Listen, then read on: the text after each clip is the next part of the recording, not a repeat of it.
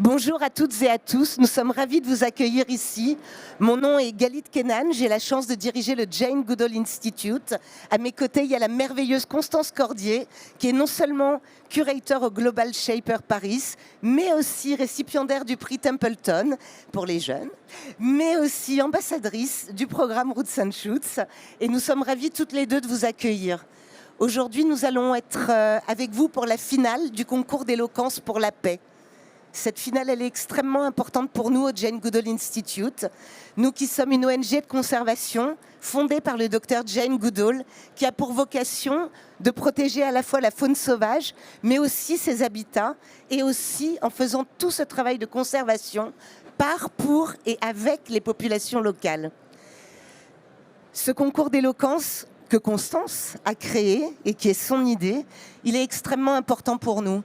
Il nous semble que durant cette période ô combien anxiogène, avec les crises géopolitiques, les crises du changement climatique, de la chute de la biodiversité, on sait combien l'éco-anxiété est forte, et pas uniquement chez les jeunes.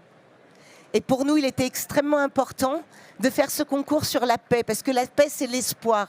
Parce que la paix, on souhaitait que ces jeunes puissent nous en parler. On est extrêmement ravis, extrêmement fiers de vous accueillir tous les 6.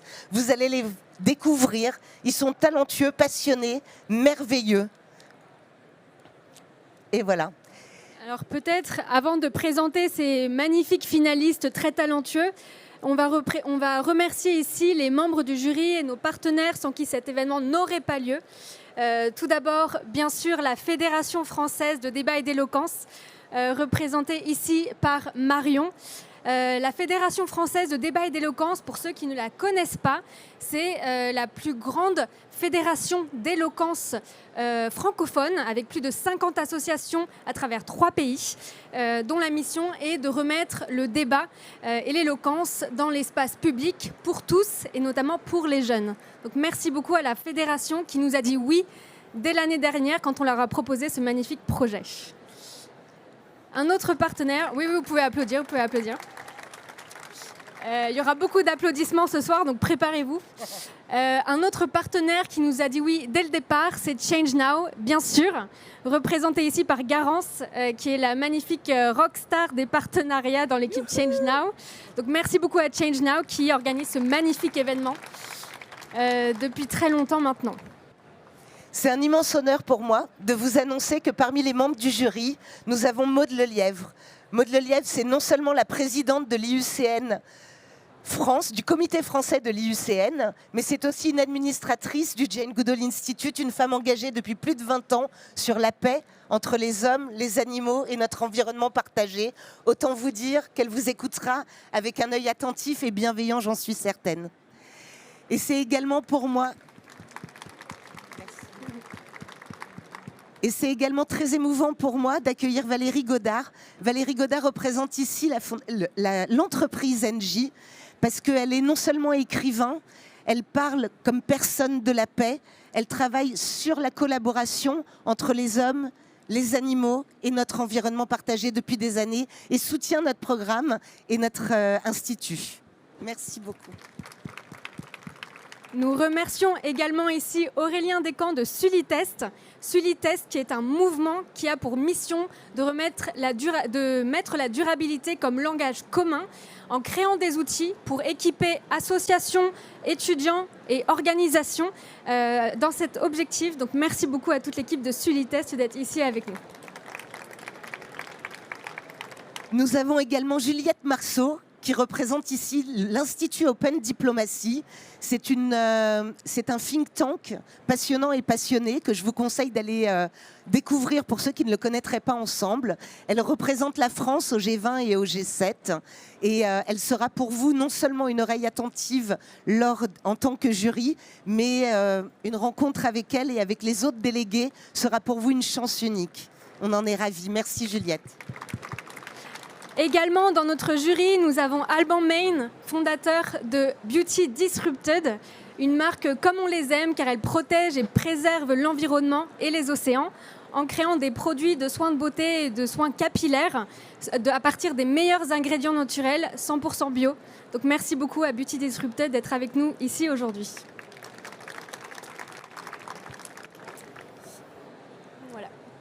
Et nous allons pouvoir écouter maintenant celle grâce à qui nous sommes tous ici aujourd'hui, le docteur Jane Goodall, messagère de la paix auprès des Nations Unies. Il n'y en a que 12 dans le monde. Le docteur Jane Goodall a créé l'Institut Jane Goodall et nous sommes extrêmement fiers qu'elle ait un message pour vous aujourd'hui.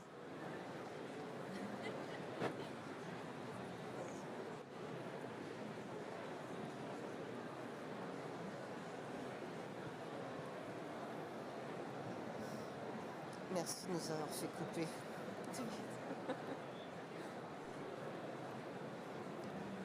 Change Now conference. I was privileged to take part in last year's conference, and it was not only inspirational, but solutions came up to many world problems. This year, I'm so delighted that JGI France has organized a very special event, an eloquence contest about peace. Peace between humans and animals, and between humans and our environment.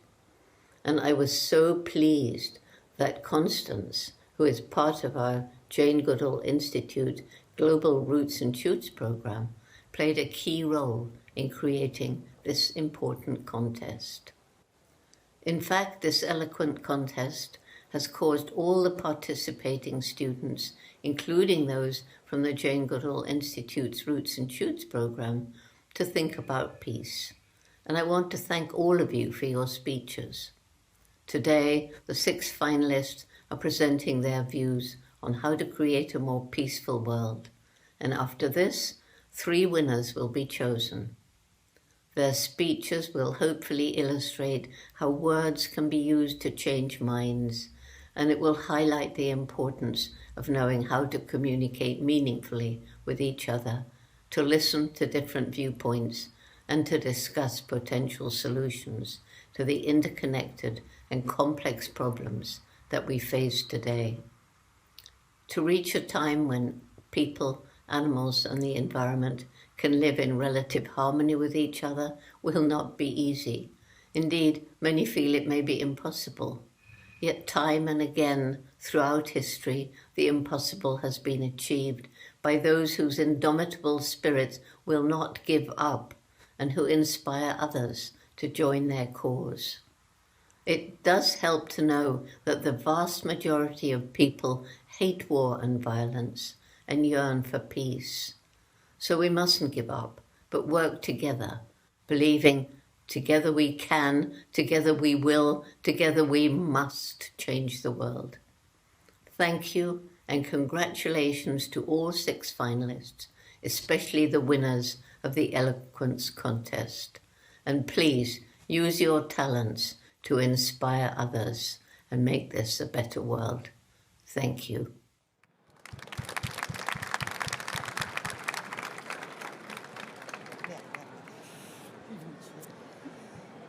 Et après ces mots inspirants du docteur Jane Goodall, c'est vous, vos mots qu'on attend d'écouter. Et pour vous présenter, nous allons avoir 2 personnes qui vont le faire pour vous. J'appelle Roxane Batt, la co-responsable du pôle plaidoyer du Jane Goodall Institute, ainsi que Marion Mény, qui est la trésorière de la FFDE.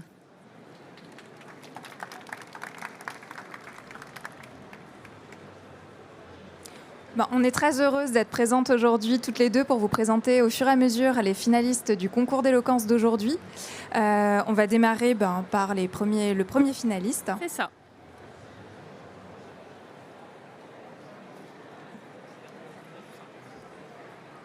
Le premier finaliste est une finaliste. Eugénie a 22 ans et elle est étudiante en Master 2 de droit de l'Union européenne au Centre européen de droit de Nancy. Elle a commencé l'éloquence l'année dernière et a été sélectionnée pour être finaliste du Trophée des orateurs 2023, qui est le concours qui nomme à la fin le meilleur orateur de la Fédération française de débat et d'éloquence. Elle est passionnée par le travail d'écriture dans l'éloquence. Ce qu'elle aime, laisser libre cours à sa plume et à ses références littéraires pour des sujets qu'elle aime et qui l'inspirent. Mais elle apprécie d'autant plus donner de la voix pour partager ses écrits et voir dans les yeux du public qu'elle les a touchés. Pour Eugénie, prendre soin de notre environnement, avoir une planète plus saine, c'est avant tout prendre soin de nous-mêmes, de nos enfants et de nos parents. Mesdames et messieurs, Eugénie Luintre.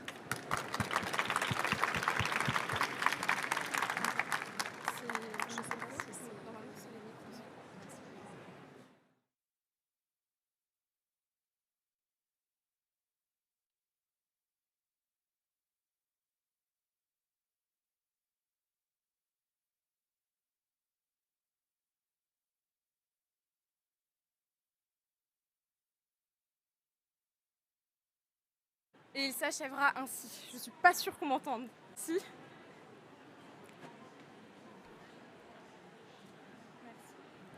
Est-ce que là on m'entend ?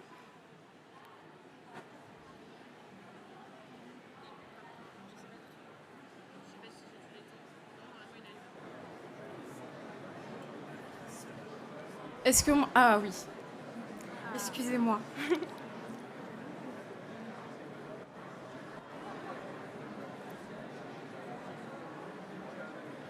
Le monde a commencé sans toi et il s'achèvera ainsi. Depuis quelque temps, ton ombre précède le pas de mon âme amputée. Je suis là, meurtrie d'avoir marché à tes côtés. Il est dit que l'homme est le plus malheureux de tous les animaux. Tu es le seul qui ne soit pas content de ton sort. Tu es le seul qui cherche à sortir du cercle dont la nature a circonscrit toutes tes facultés. Comme si être un animal comme les autres, un animal comme moi, était une honte, un embarras. Comme si tu étais le seul à savoir penser. Si tu penses d'ailleurs que l'homme est l'avenir des animaux, si tu penses que par la domestication, par l'élevage, tu nous as sauvés de notre condition, que l'on te doit tout, je voudrais te cracher que non. Être gavé, crier comme un goré, faire le coup du lapin, saigner comme un cochon, être fait comme un rat. Pour toi, ce ne sont que des expressions. Mais pour moi, tu sais, nul n'affirme son humanité au mépris des autres. Nul ne peut ouvrir son avenir en brouillant celui d'autrui. Tu me traînes dans des mouroirs pour faire de moi un cadavre éthique, une viande heureuse. Est-ce là ton humanité ? Depuis l'aube de l'humanité, je marche à tes côtés. J'étais là quand pour la première fois, tu t'es dressé sur tes pattes. Et même dans la mort, c'est moi qui, par 3 têtes, t'aide à la traverser. Le chien n'est-il pas, depuis la nuit des temps, le meilleur ami de l'homme ? N'est-ce pas une louve qui a élevé Rome ? Alors oui, je suis ton avenir, comme j'ai fait ton passé. Parce que tu le veuilles ou non, je te suis indispensable. Parce que j'ai nourri chacun de tes pas. Parce que je suis le miel qui adoucit ta voix. Je suis le lait que tu bois. Je t'ai aidé à labourer les champs, à retourner les sols. En voyage, je prends le poids de ton bagage. Je te porte quand tu ne peux plus te porter toi-même. Et loyalement, moi, je te tiens compagnie, même après que tu m'aies arraché à ma propre mère. Même quand à la lisière des vacances, tu me laisses en déshérence. Moi, j'attends bêtement, juste que tu rentres. Malgré tout ça, je te tiens chaud. Je t'ai déshabillé de ta pudeur.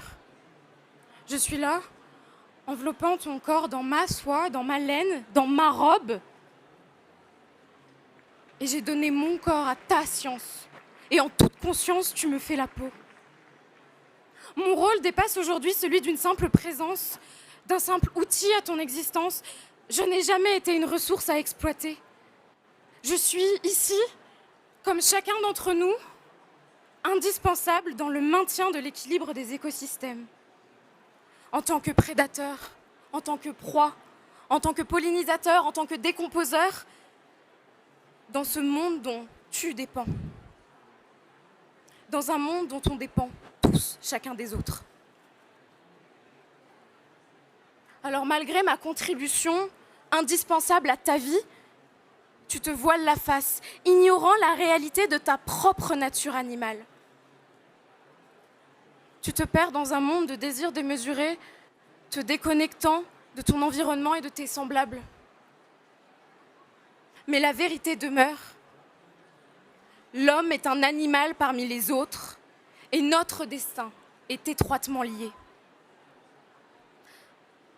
C'est d'ailleurs pour cette raison que je parle au nom des bêtes, au nom des animaux. C'est pour cela que l'animal est l'avenir de l'homme, parce que l'homme est déjà un animal et que l'avenir est aussi entre nos mains. C'est pour ça que, tout comme toi, le monde a commencé sans moi et il s'achèvera ainsi.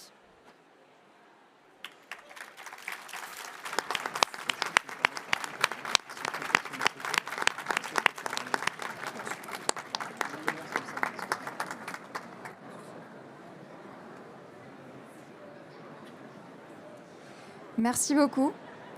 Le deuxième finaliste de ce concours s'appelle Thomas. Vous allez l'entendre dans quelques instants. Donc, Thomas, c'est un ancien animateur en centre de loisirs. Il a toujours eu une passion pour la nature et il a eu à cœur de la transmettre aux enfants du centre de loisirs qu'il a animé pendant plusieurs années. Et ils ont d'ailleurs gagné ensemble le titre de champion du potager de France 2021. À côté de ça, Thomas, il fait des études, il est étudiant en commerce et il a pour ambition de créer son entreprise. Face aux géants de l'industrie, son objectif est qu'elle serve à promouvoir les commerces indépendants, le circuit court et le Made in France. Ça doit vous parler un petit peu. Selon lui, l'éco-commerce doit devenir une priorité. Il est membre de l'association d'éloquence Évry Insolente qui lui a montré l'importance des mots, de s'exprimer, et que ces mots-là ont un pouvoir, qu'il faut les utiliser pour des causes nobles. Je vais lui laisser maintenant la parole et je vous remercie de l'accueillir chaleureusement.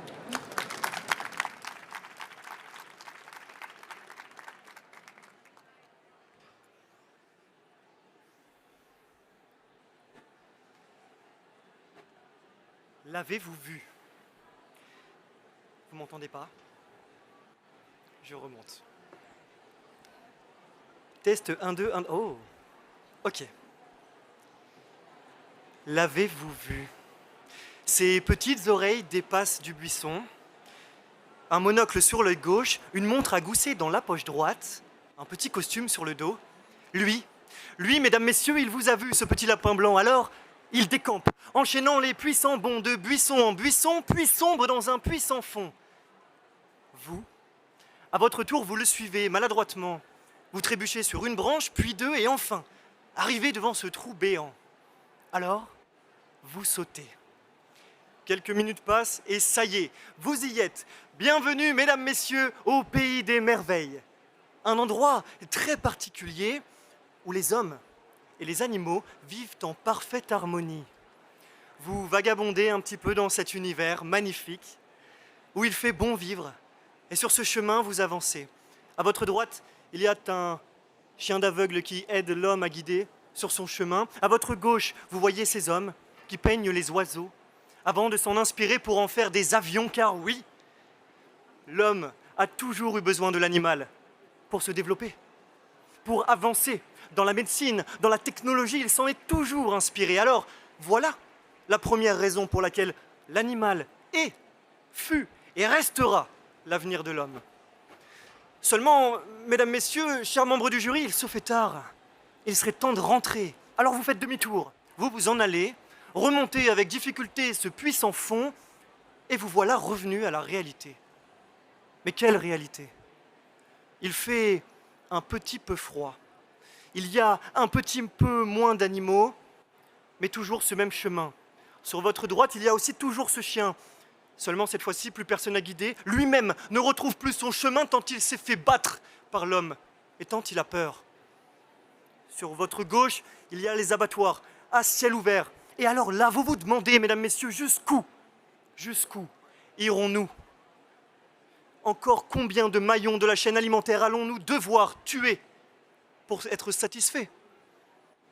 Au bout d'un moment, à force de tuer des espèces, à force de les neutraliser, on risque de briser toute la chaîne. Et je ne vais rien vous apprendre, mais mesdames, messieurs, sans animaux, il n'y a pas de biodiversité. Et sans biodiversité, on n'est pas là. Vous n'êtes pas là, je ne suis pas là. Madame du jury, non plus. Alors on a besoin des animaux. Voilà la deuxième raison pour laquelle les animaux sont l'avenir de l'homme. Et puis comment venir ici, vous parler comme ça, dans un endroit comme celui-ci, avec ce discours, sans parler de Jeanne Goodall elle-même. Jeanne Goodall, une femme entreprenante, courageuse, incroyable. Finalement, un petit peu la mamie vachement cool qu'on aurait tous aimé avoir plus jeune. Cette femme-là, elle nous a dit une phrase un jour. Trop souvent et trop longtemps, l'homme a oublié qu'il est un animal lui-même. Et oui, mesdames, messieurs, nous sommes nous aussi des animaux. Et voilà la troisième raison pour laquelle l'animal est l'avenir de l'homme. Parce que nous sommes nous-mêmes des animaux, nous sommes notre propre avenir. Alors nous devons nous protéger nous-mêmes, pour demain, pour nos enfants, pour notre descendance. Alors, mesdames, messieurs, l'avez-vous vu? Ses petites oreilles dépassent du buisson. Dans sa poche gauche, une montre à gousset, sur son œil droit, un monocle, lui, celui qui guide les êtres humains vers un monde parfait, un monde où l'homme et l'animal vivent en parfaite harmonie, lui, à partir de maintenant, c'est aussi vous.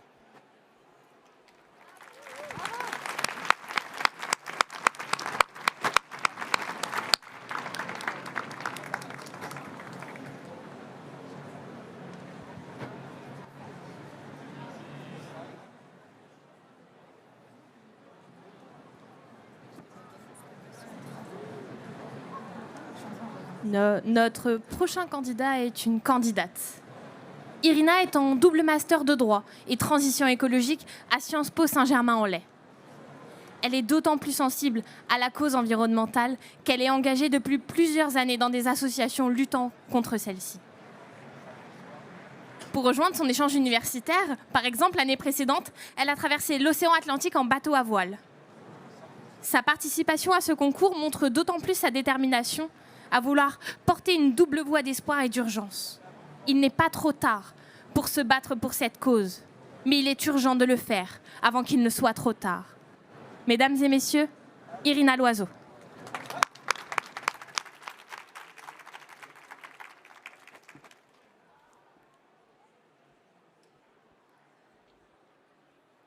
Vous m'entendez bien ?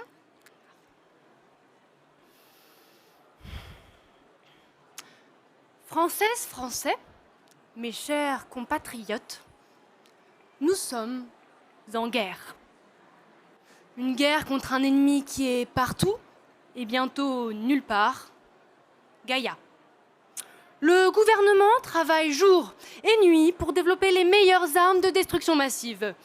Déforestation, surexploitation, surconsommation. Nous payons les grands pollueurs, mais pas les agriculteurs. Notre dernière fierté ? Rendre l'énergie à Bercy. Car toute l'économie est mobilisée. Mais notre meilleur allié, c'est vous, nos concitoyens, embrigadés au quotidien dans cette guerre harassante. Votre consommation de viande augmente chaque année. Bravo! Et ne parlons pas de celle de la fast fashion. Les chiffres sont très encourageants. Continuez comme ça. Alors, n'ayez crainte. Vos élus sont à la tâche pour s'assurer de ne surtout rien changer. En réalité, ce n'est pas une guerre que l'homme mène contre la nature. C'est un génocide, ou plutôt un écocide. L'anéantissement systématique, la destruction des écosystèmes, la 6e extinction de masse. Nous faisons de la nature une propriété inépuisable dont nous sommes les enfants gâtés. 60% des animaux ont diminué en 50 ans. Annuellement, ce sont 10 à 15 millions de tonnes de déchets plastiques déversés dans les océans, soit 4 fois la consommation française. Et c'est 10 millions d'hectares de forêts qui disparaissent. L'équivalent de la superficie du Portugal, rendez-vous compte. Et c'est ce qu'on appelle, en toute simplicité, le progrès, le monde moderne. Mais quel melon! Là réside un très léger, tout petit, minuscule problème et qu'on oublie trop souvent. Non seulement de vous à moi, on ne fait clairement pas le poids face à la riposte prochaine de la Pachamama, sécheresse, montée des eaux et j'en passe. En plus, nous sommes totalement dépendants du cycle de l'eau, des abeilles, des éléments. Les détruire sur l'échelle de la stupidité, c'est vertigineux. Mais surtout, Nous sommes la nature. Par ces combats, nous refoulons ce que nous sommes au plus profond de nous. Nous opposons nature et culture, respect et progrès, écologie et développement économique. Mais croit-on vraiment à la possibilité de se dissocier de ses racines ? On aura beau tenter de la dominer, de la contrôler, en la sabordant, la massacrant. En réalité, on se tire une balle dans le pied. Les perdants seront les gagnants, les premiers seront les derniers. Une guerre contre la nature, c'est une guerre contre nous-mêmes. Combien de temps encore allons-nous perpétuer cette violence contre le vivant ? Je clame le cessez-le-feu. Rendons les armes, capitulons, changeons nos paradigmes, allons au-delà de ces dichotomies. Soyons la nature qui se défend. Quel est le dernier souvenir que vous avez en son sein ? La chaleur du beau soleil d'aujourd'hui, quoique un peu frisqué, une promenade fleurie en son flanc, un goûter au bord de l'eau. Ne pensez pas au moment, mais à la sensation d'être en contact, l'absence de stimuli artificiels, le calme, la quiétude, provoquée par ce retour à notre genèse. Chers êtres vivants, nous sommes en 2050 et après de longues années de conflits, l'homme a enterré la hache de guerre. La paix, on la doit aux milliers de petits artisans de quiétude, allant à contre-courant. C'est parce qu'ils n'ont pas baissé les bras, qu'ils ont continué de résister, de s'embraser pour nous rappeler qui on était. C'est les ambitieuses, les Camille Etienne, les courageux, les Thomas Braille, les discrets et inspirants Bernard Moitessier. Et puis, il y a les poètes, Eugénie, Élise, Paul, Louison et Thomas, présents ce soir. C'est grâce à ces petits et grands artisans. C'est parce qu'ils y ont cru, qu'ils l'ont porté, mais surtout qu'ils se sont rappelés d'où ils venaient. La nature outragée, la nature brisée, la nature martyrisée, mais la nature libérée.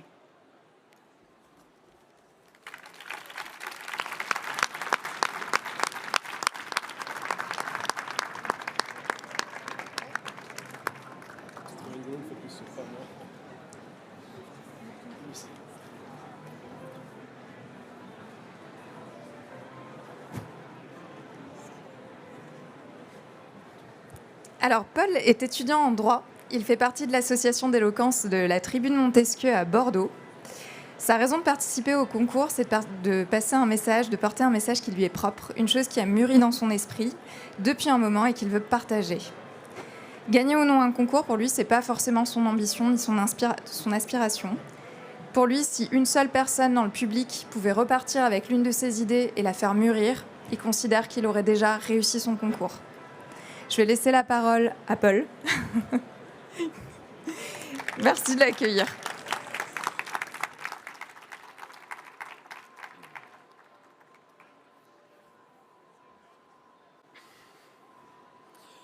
J'attire votre attention dans un premier temps sur le fait que ce n'est pas moi sur la photo. Et ça, c'est ce que la FF2 nous prouve, c'est que l'erreur, finalement, elle arrive à tout le monde. Mais vous savez, il y a beaucoup de choses qui arrivent à tout le monde. Par exemple, on a un peu tous connu ce moment où il y avait papa et maman qui se disputaient un petit peu. Maman qui avait raison et papa tort, parce qu'on sait très bien que même si maman a tort, elle a quand même raison. C'est la règle universelle. C'est comme ça. Alors, quelque chose s'était cassé entre eux. Un lien de compréhension. Papa, au lieu de tenter de réellement résoudre le problème, il a pris ses jambes à son cou et il a fui ses responsabilités.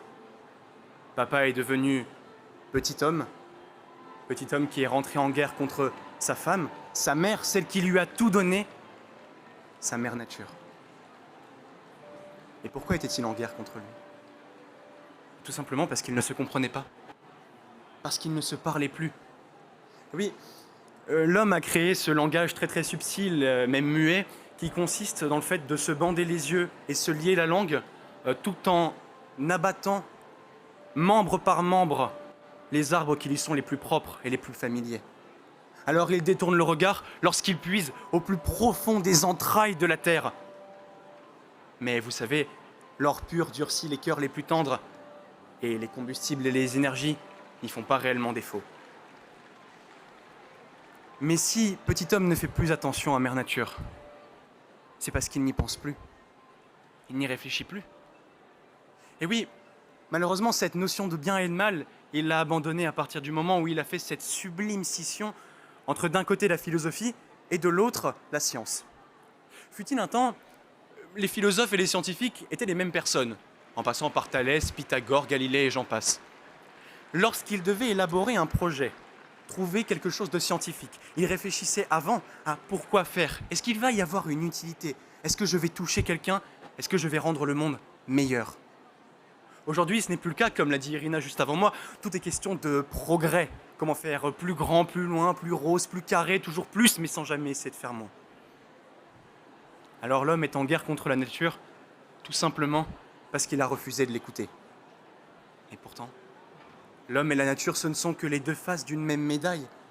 La mère qui donne l'oxygène à son fils pour qu'il puisse respirer.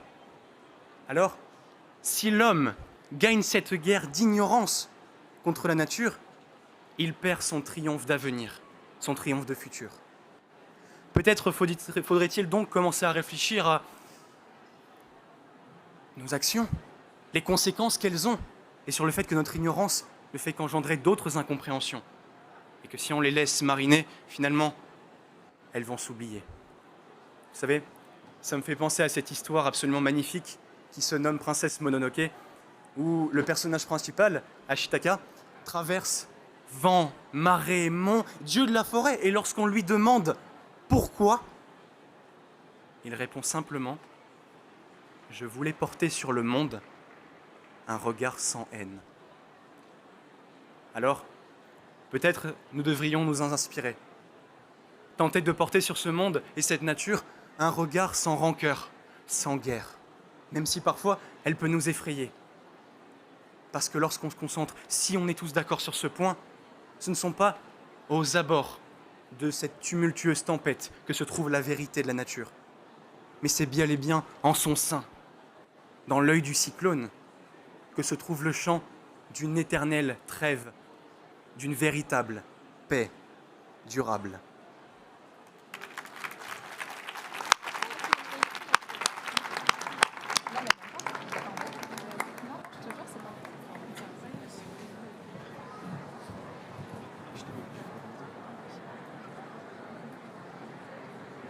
Notre cinquième oratrice a 19 ans. Elle s'appelle Élise Le Bourdet et elle est en deuxième année de droit en parcours environnement à la faculté de Rennes. C'est la première fois qu'elle participe à un concours d'éloquence. Elle a fait celui-ci car elle est depuis toute petite particulièrement touchée par les questions environnementales et humanitaires. D'ailleurs, elle a toujours admiré le travail du docteur Jane Goodall. Pour elle, la parole est une forme de militantisme et s'en servir pour mettre en avant la paix dans le monde, où elle sert le plus souvent à faire la violence, lui semble absolument nécessaire. Mesdames et messieurs, Élise Le Bourdet.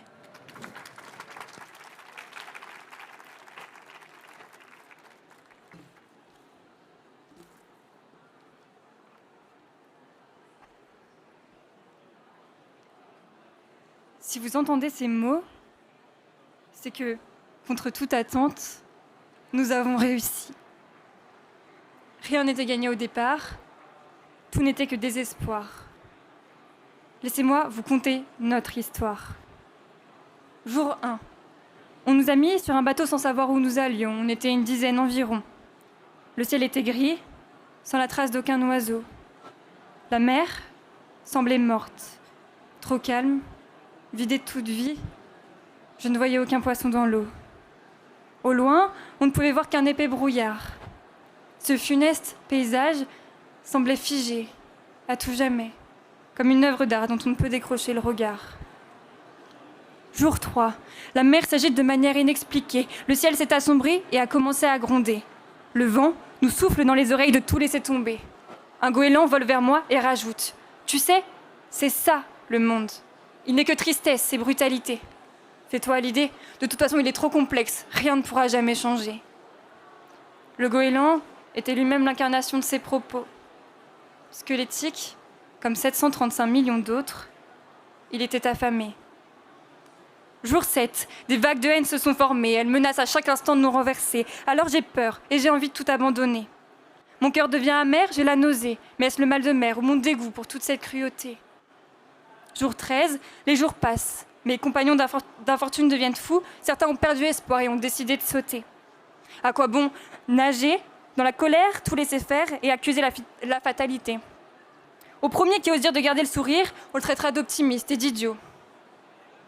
Hier, j'ai vu des poissons, tous morts. La mer était devenue notre tombeau.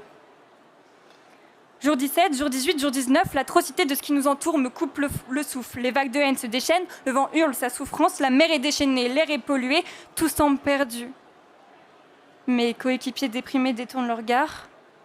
C'est leur seule solution pour ne pas s'avouer vaincus. Sommes-nous voués à ne pouvoir que contempler ce sinistre monde et sa cruauté? Si c'est le cas, alors moi aussi, je préfère sauter. Jour 20. Sur le navire à la dérive, je me raccroche à des souvenirs et ferme les yeux. Un rayon de soleil réchauffe mon corps.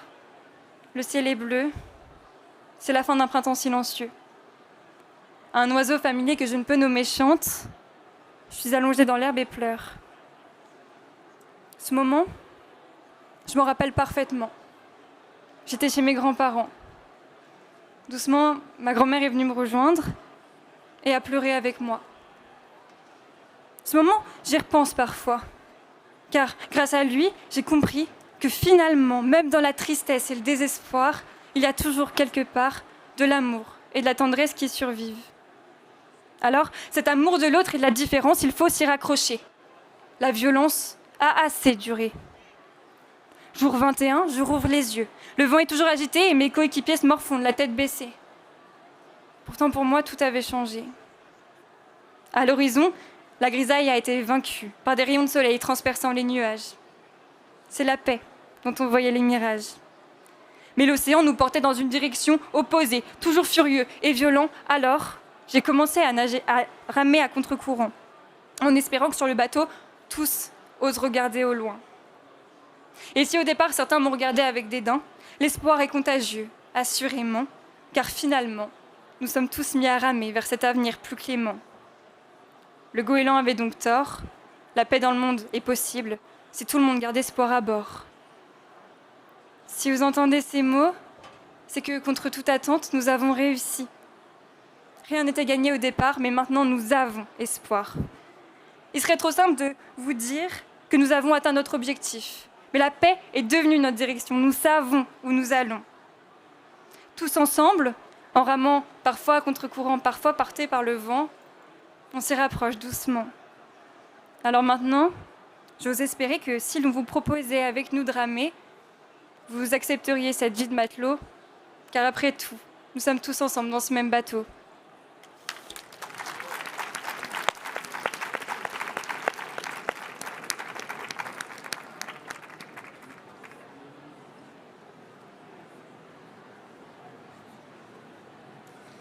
On va accueillir notre dernière finaliste du concours d'éloquence qui s'appelle Louison. Alors Louison, elle est étudiante en master de droit fiscal à Metz. C'est une ancienne joueuse de basketball à haut niveau. Elle a pour passion à la fois le sport et les voyages. Et pour elle, l'éloquence, c'est un peu comme un voyage. C'est une aventure qui la transporte à travers des expériences différentes, des émotions, des rencontres et des défis. Ce concours représente pour elle bien plus que l'occasion de prendre la parole. Il est porteur d'espoir dans un monde incertain. Et en tant que voix de la jeunesse, elle aimerait pouvoir apporter sa pierre à l'édifice pour le rendre meilleur. Je vous remercie de l'accueillir.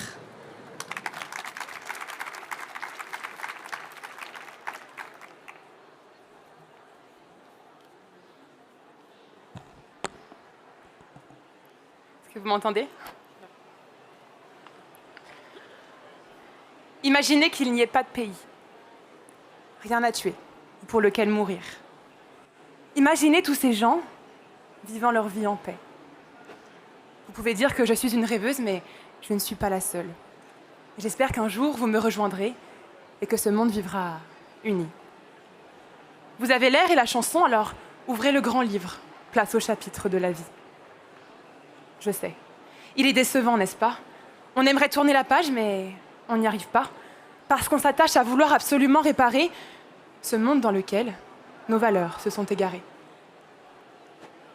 Vous entendez sûrement ce bruit qui court et pas que sur le haricot, alors c'est l'espoir, ce bruit qui court comme un écho. Je ne veux penser qu'à l'avenir, alors je réinvente l'histoire. Je ne veux penser qu'à la paix, alors je réinvente l'espoir. Car si c'est de notre survie que dépendent ces mots, c'est sûrement de vos sourires que guériront tous les maux. Mais parler de paix, c'est réveiller la guerre.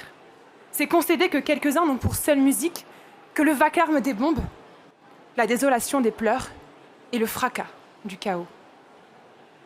Et pourtant, qu'ailleurs, ici ou là-bas, on s'était toujours dit, pour nos frères, plus jamais ça. Mais ici-bas et ailleurs dans les étoiles, la guerre nous a aussi appris que toute rébellion s'éveille d'un nouvel espoir. Alors, espérons et rebellons-nous. Rebellons-nous contre les iniquités de ce monde, contre la pollution qui nous submerge, contre les glaciers qui agonisent et contre cette nature que l'on assassine. Rebellons-nous contre ces leaders qui ne voient dans l'argent qu'une paix intérieure, contre tous ces gens qui oublient la survie d'un monde en l'inondant de leurs déchets, contre ces nations qui font de l'enfance une désespérance et du quotidien un désenchantement. Parce que moi, je veux vivre, plus seulement survivre, sans poème, sans blesser tout ce que j'aime. Alors oui, l'espoir s'éteint lorsque l'actualité s'assombrit, et c'est probablement la raison pour laquelle tant de gens se sentent désespérés et s'abandonnent alors dans l'inaction. Certes, si rien ne change, l'abandon s'érige en évidence. Mais je suis intimement convaincue que malgré sa fuite, le temps nous est offert pour faire de l'espoir un objectif et la paix, la réponse à notre survie. Ce sont vos mots, chère Jane, qui m'ont inspirée et m'ont donné envie, m'ont donné ce besoin de me sentir utile. Vous prenez l'engagement des jeunes, et bien me voici aujourd'hui devant vous, répondant à votre appel. Parce que je suis de cette humanité qui aime aider les autres. Parce que cette envie se nourrit de l'espoir de n'oublier personne. Parce que cet espoir est un langage universel qui s'entend dans l'échange. Parce que survivre est une vérité depuis des décennies. Parce que je veux célébrer la paix, même si tant d'autres glorifient la guerre. Parce que je veux encore crier, même si trop d'autres se taisent. Et parce que la paix se songe simplement dans un monde d'espérance. Mesdames, Messieurs, chers membres du jury, chers orateurs, comprenez que nous sommes tant de pays où nous tuons et mourons aussi. Mais cependant, observez tous ces gens, espérant et aspirant à vivre en paix. Survivre alors ne sera plus impératif, mais se conjuguera au conditionnel. Car cet objectif, né de l'espoir, aura enfin trouvé écho dans nos mémoires. Vous n'oserez plus dire que je suis la seule, car... Vous n'oserez... Cet objectif né de l'espoir aura enfin trouvé écho dans mes mémoires, je suis désolée. Je sais qu'en ce jour, vous m'avez rejoint, et bien plus qu'une condition ou un objectif, la paix sera, pour longtemps, notre unique horizon. Merci.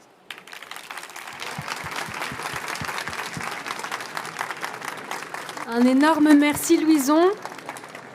Et sur ces belles paroles s'achèvent les présentations de nos finalistes. Donc j'invite le jury à partir en délibération pour aller choisir les gagnants, même si tout le monde est gagnant ici ce soir. Et en parlant de gagnants, j'appelle en attendant les 3 finalistes de l'année dernière. J'ai nommé Rémi Bérard, Zora El Hachimi et Tom Udo.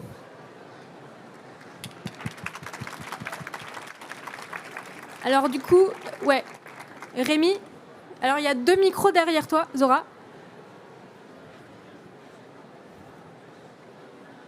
Voilà, super.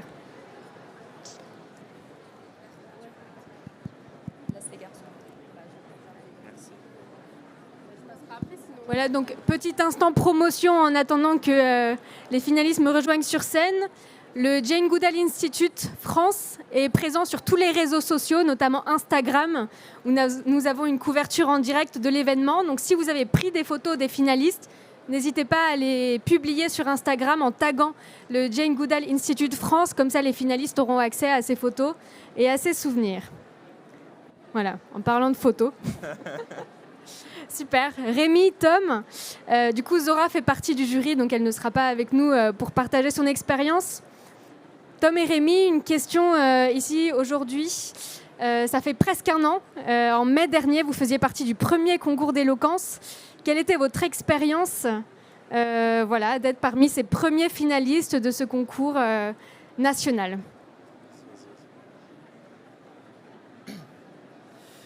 Bonjour, merci beaucoup du coup à tout le monde d'être présent ici.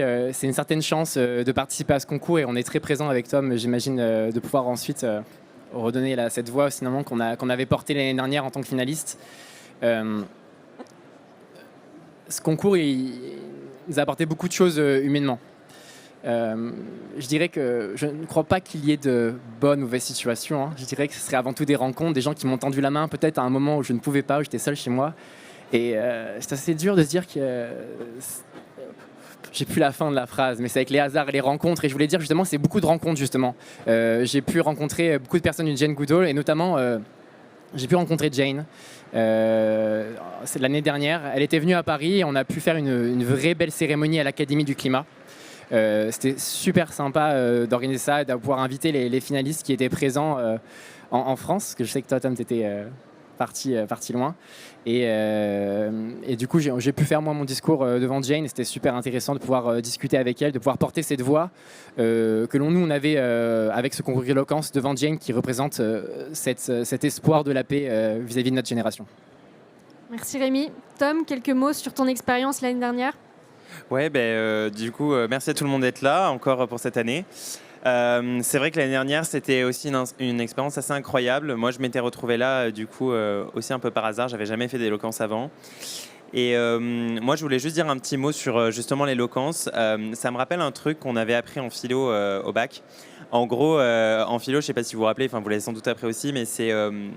moi, je me rappelle, notre prof nous avait dit que tous ceux qui gouvernaient dans l'Antiquité le monde, c'était pas les marchands, c'était pas les artistes, c'était pas forcément les gens qui avaient le plus de talent, mais c'était les gens qui maîtrisaient l'art de la parole. Et je pense que l'éloquence est née un petit peu de ça. Et c'est vrai, en fait, on ne se rend pas compte à quel point les mots peuvent avoir de l'impact. On le voit si bien dans des discours, dans des conférences, mais aussi dans les politiques. Et d'avoir eu la chance, justement, de pouvoir faire cet exercice, c'est super intéressant. Et peu importe ce que vous faites dans la vie, d'où vous venez, ce que vous allez faire après le salon, si vous avez l'occasion de faire un petit peu d'éloquence ou de travailler votre diction, votre manière de raconter des histoires, c'est un truc qui vous ouvrira tout le temps des portes et qui fera la différence, qui vous permettra de convaincre. Et je pense que convaincre et persuader, c'est deux arts super importants pour pouvoir faire naître une idée, la développer et engendrer des changements. Génial. Merci Tom. Ouais, je crois qu'on peut applaudir. Est-ce que tu peux passer ton micro? Oui. Ouais. Zora, quelques petits mots sur ton expérience l'année dernière? Alors déjà, moi je tiens à remercier en fait déjà les orateurs. C'était incroyable. C'est la première fois que du coup je viens en tant que du coup personne qui vient écouter et non pas qui vient parler. J'ai eu l'occasion de faire de nombreuses finales de concours d'éloquence par le passé, que ce soit dans le cadre de ma fac ou dans le cadre également de la Fédération française de débat, etc. Je suis déjà très heureuse de vous avoir entendu, déjà sur ça.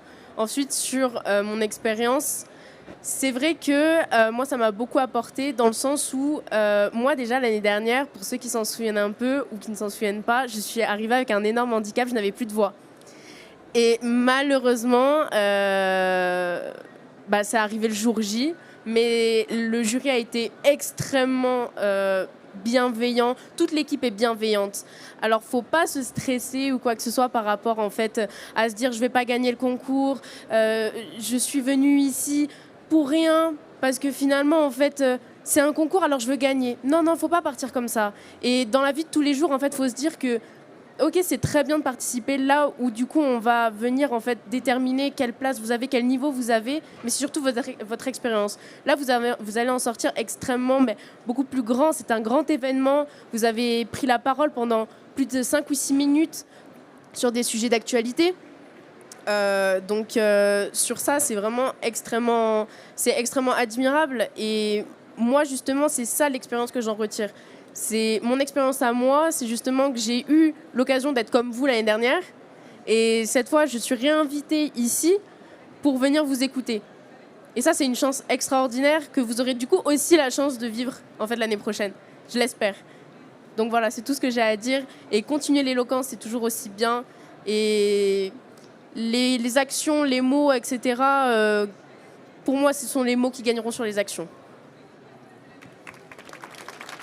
Merci Zora. Maintenant, une petite question. Donc, 1 an après, donc vous avez participé au concours l'année dernière. 1 an après, comment est-ce que votre participation a potentiellement influé sur votre parcours ou les rencontres que vous avez faites? Comment est-ce qu'elles ont influé voilà, les personnes que vous êtes devenues depuis? Tom, vu que tu as le micro, je te sens inspiré. D'accord. Alors moi, comment est-ce que ça a influencé? Déjà, ça m'a beaucoup sensibilisé aux questions de développement durable, d'inclusion, de diversité, auxquelles j'étais déjà sensible, mais pas forcément de manière proactive. Moi, du coup, il faut savoir que j'ai fini mes études entre-temps. Merci. Et du coup, suite à ça, j'ai eu l'occasion de pouvoir partir en Asie avec ma meilleure amie pour prendre une année de césure. Et c'est en fait, ça s'est inscrit dans la lignée de ce concours d'éloquence, puis ce voyage en Asie, où justement j'ai pu rencontrer Mathieu Ricard au Népal, suite au concours, qui était justement une très très belle expérience. Et je me rappelle du coup, je vais partager l'histoire avec vous, vu qu'on a un peu le temps, de Mathieu justement, quand je l'ai rencontré, il m'a dit, il m'a dit plein de choses, mais il m'a dit un truc qui m'a un peu marqué aussi. Il m'a dit, Tom, en fait, la vie, c'est un peu, et la transformation, le développement de soi, c'est un peu comme une randonnée. Et du coup, je dis oui, d'accord. Et en gros, c'est-à-dire que quand tu fais une randonnée, tu marches pendant des heures, ça peut être très dur, tu vas avoir soif, tu vas avoir envie de t'arrêter. Ça va être très, très, très, très difficile. Et d'un coup, tu vas passer un col. Et quand tu passes un col, qu'est-ce qui se passe ? Donc un col de montagne, le paysage peut changer drastiquement. Donc tu te retrouves face à une cascade de fou ou alors face à beaucoup de végétation. Et en fait, on accorde énormément d'importance au changement de paysage. C'est-à-dire à ces 2 minutes où on met un pied et hop, on change de col, on change d'environnement, tout a changé autour de nous. Mais si on est arrivé de l'autre côté de la montagne, c'est parce que justement on a gravi tout ce qu'il y avait avant, on a surmonté tous les challenges qu'il y avait avant. Et donc il me dit, Tom, voilà, la vie c'est ça, c'est-à-dire que les choses, tu les vois peut-être pas changer tout à fait autour de toi, mais en fait, le changement, les gros changements, c'est simplement l'aboutissement, on va dire, du ricochet de tous ces petits pas à travers de cette grande randonnée. Donc du coup, voilà, je pensais que c'était une histoire sympa à partager avec vous. Et c'est vrai que, comme tu le disais, le concours, ça m'a aussi ça m'a fait plaisir d'être avec des gens bienveillants. Et vraiment, si vous pouviez partir avec un truc de ce concours-là, c'est continuer d'être bienveillant. Tout simplement parce que ça donnera envie aux gens avec qui vous travaillez, avec qui vous construisez des choses, d'être aussi bienveillant, que ce soit avec vous ou avec d'autres personnes. Et pareil, ça fera un petit ricochet comme ça.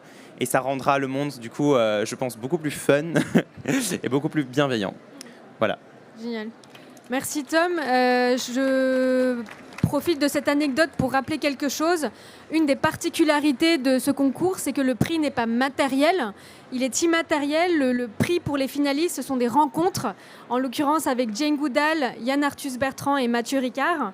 Donc voilà, ça fait partie des choses qui caractérisent ce concours un peu particulier. Rémi, 1 an après, donc tu nous as dit que tu avais pu rencontrer Jane. Est-ce qu'il y a certains enseignements, est-ce qu'il y a certaines discussions que vous avez eues dont tu aimerais nous faire part aujourd'hui ? J'ai pris le temps de prendre le temps. Donc moi aussi, je suis en année de césure comme Tom. Moi, cette fois-ci, j'ai pris le temps de faire du violoncelle cette année. Donc à fond dans la pratique du violoncelle. Et vis-à-vis de ce que j'avais dit auparavant, avec les rencontres, j'étais très content de pouvoir rencontrer cette belle équipe de finalistes. Cette belle équipe aussi actuellement de finalistes de cette année et cette belle équipe de Jane Goodall. avec qui on a beaucoup échangé. J'étais très content de rencontrer tout le monde. Je vois Roxane qui me regarde. Et vraiment, ces rencontres-là, finalement, qui ont vraiment du sens. Ce sont tous des personnes qui vont porter ce message de paix, qui sont très engagées d'un point de vue personnel, mais aussi d'un point de vue professionnel. Et c'est même très inspirant d'être avec cette personne-là, cette équipe, finalement. Et je suis très fier de dire que je suis bénévole au Jane Goodall Institute. Génial. On est ravis de t'avoir parmi nous en tout cas. Et tu as même pu jouer du violoncelle devant Jane lors de sa venue à Paris en novembre. Donc ça, elle s'en souvient encore. Zora, 1 an après, quels sont les enseignements que tu tires de ce concours ? Alors moi, 1 an après, je suis pas du tout comme mes petits amis, mais moi j'ai continué mes études. Voilà, je suis en plein dedans et justement, c'est vrai que je n'ai pas pu prendre le temps en fait de continuer, de faire des rencontres, etc. avec du coup Jane Goodall Institute. Je suis restée concentrée sur mes études, etc. Tout comme vous, comme la plupart, je suis en droit. Donc vous comprenez à quel point c'est compliqué. Voilà. Moi, ce que cette expérience m'a donné, c'est que de l'opportunité. C'est de l'opportunité et de la chance. De la chance parce que, comme ils l'ont dit et comme j'ai dit tout à l'heure, ici, c'est tellement bienveillant qu'en fait, finalement, 1 an après, j'ai aussi reçu une invitation. En fait, on va vous suivre tout le temps et c'est ça, en fait, ce que j'en tire. Les concours que vous faites, en général, les lieux de rencontre comme ça, c'est pas n'importe quel sommet, c'est pas n'importe quel lieu de rencontre. On continue de vous suivre, en fait. Et c'est ça qui est incroyable. Et c'est ça que j'en tire, en fait, de cette expérience. Moi, personnellement, le fait d'être finaliste l'année dernière, ça m'a en fait aidé à décrocher un stage avec une avocate. Donc ça fait depuis 1 an que je travaille avec elle. Ça m'a beaucoup aidé parce que être finaliste d'un concours, d'un grand sommet comme ça, ce n'est pas rien. Donc en fait, ça va venir en fait vous aider, vous donner de l'expérience. Et moi, c'est ce qui m'a aidé. C'est ce qui m'aide toujours et ce qui va beaucoup m'aider par la suite parce que finalement, que ce soit l'équipe de Jane Goodall, ils vont continuer en fait de rester avec vous, de vous suivre, de savoir en fait. Moi, ça faisait 1 an que j'avais pas vu Constance, que j'avais pas vu Roxane, que j'avais pas vu Galit. On s'est revus tout à l'heure, c'est comme si on s'était vu hier. Ça n'a rien changé et c'est ça que j'en tire en fait finalement.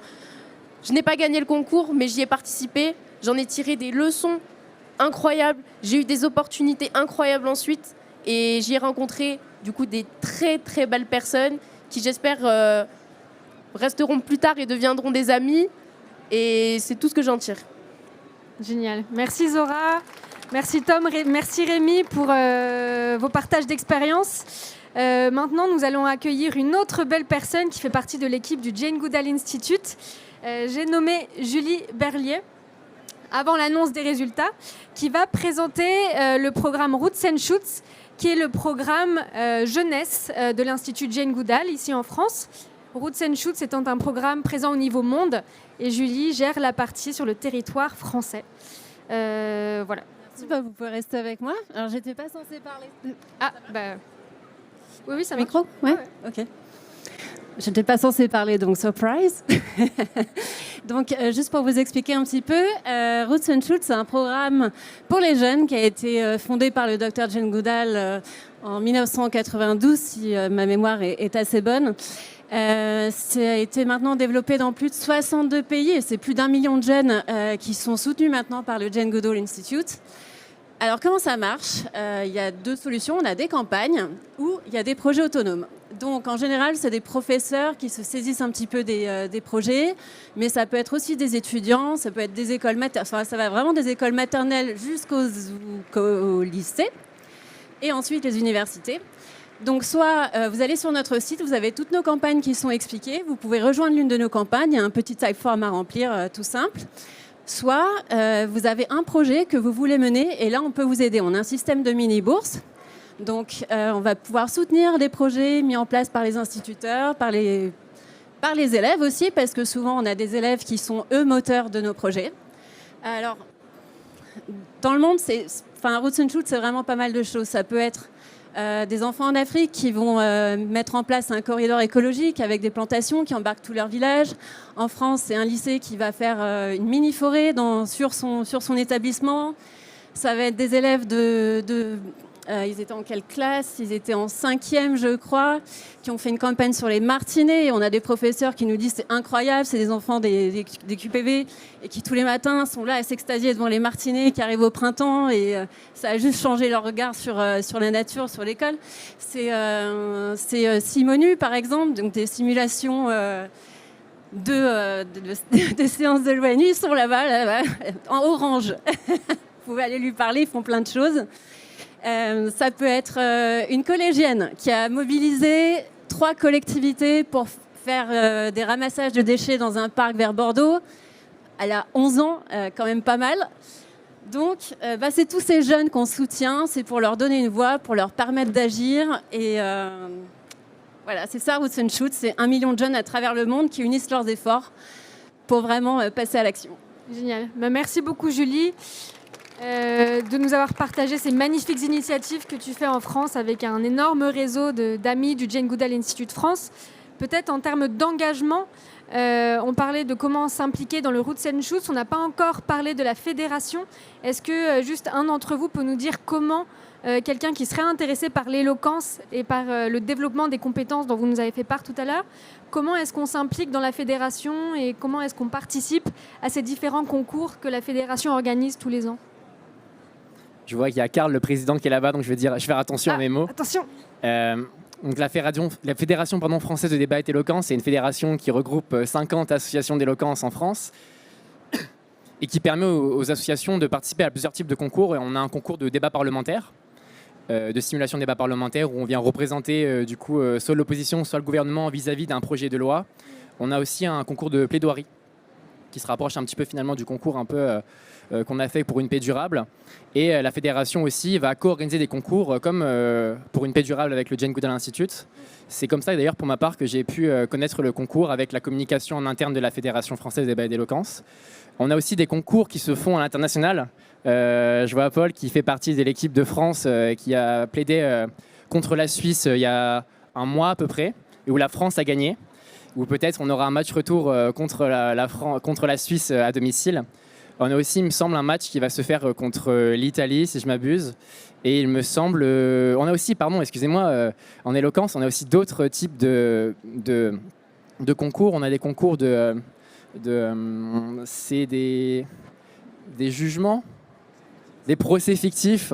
Super, des procès fictifs où on vient défendre l'accusé et on vient aussi plaider dans des endroits qui sont assez magnifiques. On a eu un procès qui s'est fait à la Madeleine qui était très très beau et aussi à Versailles, il me semble. C'est bien ça? Ouais, c'est bien ça. Et donc l'éloquence, c'est accessible à tous, comme l'a dit Tom. Et si vous voulez rajouter quelque chose, peut-être. Je pense que le jury vient de revenir, donc on va passer à l'annonce des résultats comme l'indique la diapo. Je ne sais pas si quelqu'un du jury veut être porte-parole du résultat, mais en tout cas, vous êtes invités à nous remplacer sur scène. Et oui, venez tous. Mais il n'y a que 4 micros, donc... Merci beaucoup, Tom, Rémi, Zora, d'avoir partagé vos expériences. Et voilà, si vous souhaitez vous engager, que ce soit au sein de la fédération ou du programme Roots and Shoots, les présences en ligne de ces 2 associations sont très actives, donc n'hésitez pas à y faire un tour et à nous contacter aussi, soit via les sites web, soit via les réseaux sociaux.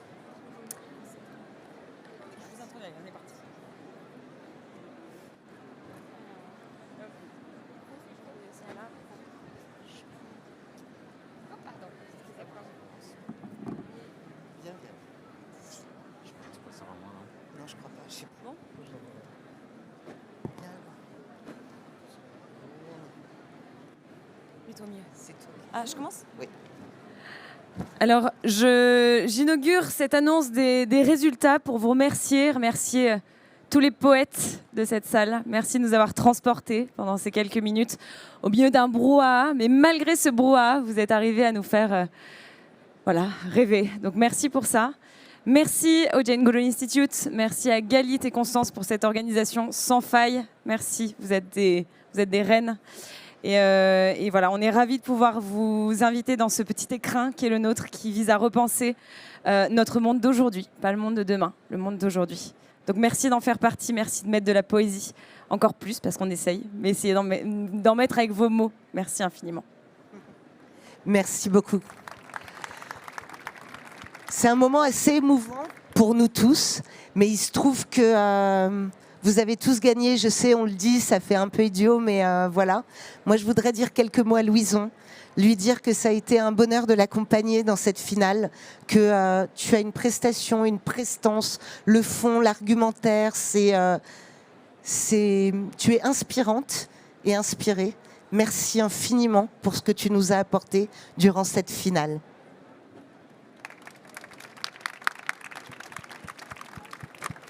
Moi, je vais parler à Paul, qui m'a touché particulièrement dans le discours et dans la métaphore avec la nature et le lien qu'on peut avoir entre les parents et entre enfants et parents. Ça m'a touché beaucoup et je suis toujours très bluffé par les personnes qui n'utilisent pas de notes. Donc ça m'a vraiment bravo. Merci beaucoup.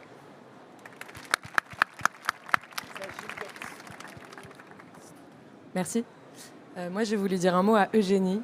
J'ai beaucoup aimé ton texte et j'ai beaucoup aimé ta prestation. Je pense qu'il faut beaucoup aimer les animaux pour écrire un texte avec autant de sincérité et qu'il faut beaucoup aimer la langue et le français pour avoir une telle épaisseur sur un thème pareil. Donc merci beaucoup. Tu as été mon coup de cœur de ce concours. Bon, un très très grand bravo à vous tous. On l'a dit tout à l'heure, les mots sont importants, ils ont un pouvoir. On a terriblement besoin de nouveaux narratifs, de nouveaux discours pour aller vers là où on veut aller. Donc bravo à tous. Je voudrais dire un mot à Irina. On a besoin de gens qui s'engagent aussi. J'ai vraiment apprécié le fait que tu t'engages, le fait de prendre un discours risqué et de mettre tes mots sur la ligne pour un projet auquel on adhère tous. Donc bravo à toi. Et félicitations pour cette 3e place. Donc du coup, moi je vais dire un petit mot pour Thomas, qui faisait partie de mon association d'éloquence que j'ai vu débuter. Et honnêtement, tu peux être très très fier de toi, très très fier de cette 2e place, parce que tu le mérites. Et donc félicitations à toi.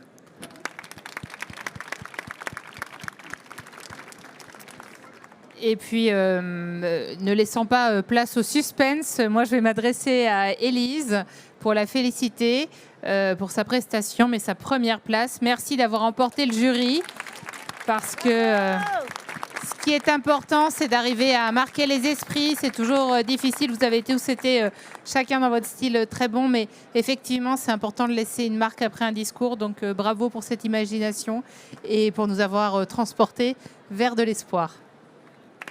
Rejoignez-nous sur scène tous les 6, on est ravis de vous accueillir. Venez. Bravo, bravo.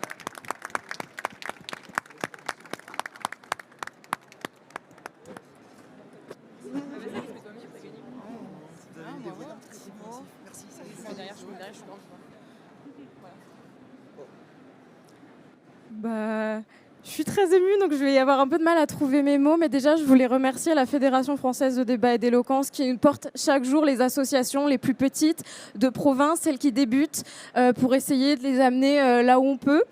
Je voulais remercier également Jane Goodall Institute et tous les membres qui ont été absolument adorables avec nous, que ce soit durant les sélections et même pour nos textes qui nous ont toujours aidés. Et évidemment, un grand bravo à Élise qui mérite amplement cette victoire. Et bravo à tout le monde ici, à tous les orateurs.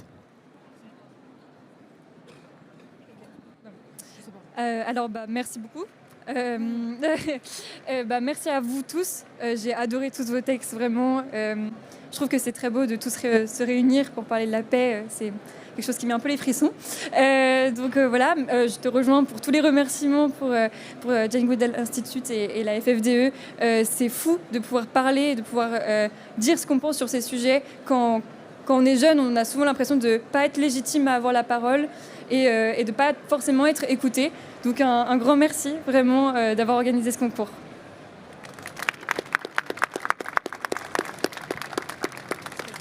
Est-ce que ça monte? Okay.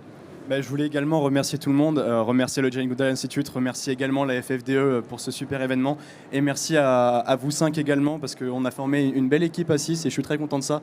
Et je pense qu'il n'y a pas vraiment de mots à mettre sur tout ça, je pense qu'on est tous très contents et c'était vraiment un magnifique événement, merci tout le monde. Merci à tous pour l'organisation de ce superbe événement, à tous les 6, à tous ces poètes.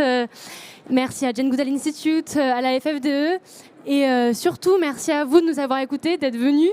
Et surtout, en fait, c'est des petites graines qu'on a peut-être semées ici et on est finalement devant un public d'initiés. J'imagine que si vous êtes là, c'est pas pour n'importe quoi. Et du coup, en fait, faut semer ces petites graines maintenant à l'extérieur. Et je pense qu'on a besoin de vous tous. Si vous avez été convaincus par l'éloquence, foncez. Et je remercie également le Jane Goodall Institute, les orateurs. C'est une expérience magique d'être ici.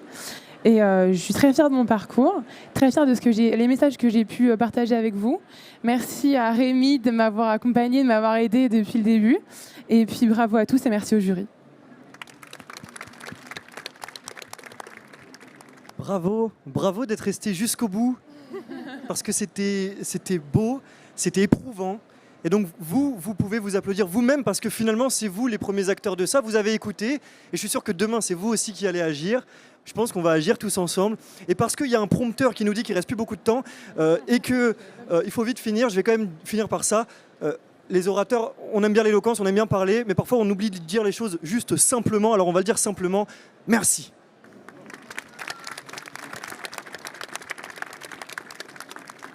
Ô combien difficile de passer après tant de gens talentueux. Je voulais juste remercier l'ensemble des équipes de la FFDE, bien sûr, du Jane Goodall Institute qui se sont mobilisés pour préparer le concours, pour l'organiser, pour passer les différentes sélections au fur et à mesure, pour vous coacher, les équipes de Change Now qui nous accompagnent avec tant de gentillesse et d'organisation. Merci infiniment du fond du cœur et à très bientôt. Au revoir.